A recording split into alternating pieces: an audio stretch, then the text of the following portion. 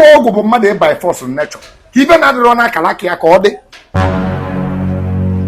Nna Ekwudeje o. Daalụ. Kedu ife ya bụ mmadụ mee na-emeta ọfụma a sị na onye a na-eme omenala?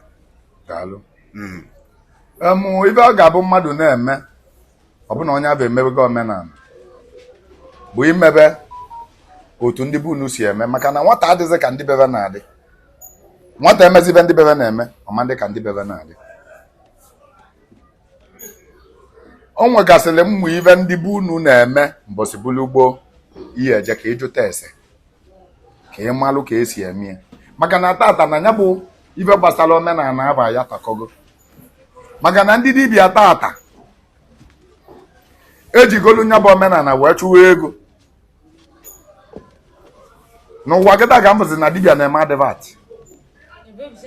N'ụwa kịta ka mbụzi na dibịa na-agwazi ndị mmadụ nya na-ebunye ike si bịawa bịa mbọsị bulu gboo onye dibịa lụrụ ọrụ ya akọwala onye ọzọ si ya na ọlụ dibịa anụnwa na-agakwa n'aka na ọya anụnwa na aya m nje dibịa agba ọrụ ya, maọbụ na ife na-esili m ike nje chebe dibịa anụnwa ife dịbalị m mma.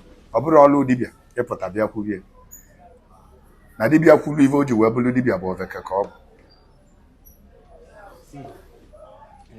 O wee tinye ndị be anyị n'ijezi je chọba ike mbute ndị be anyị gbaala ọsọ abataluo na be unu kịta onye nwelele ndị a na-akọlụ gị akụkọ ọsị gị na mbọsị bulu gboo na ndị agbara ọgwụ ego.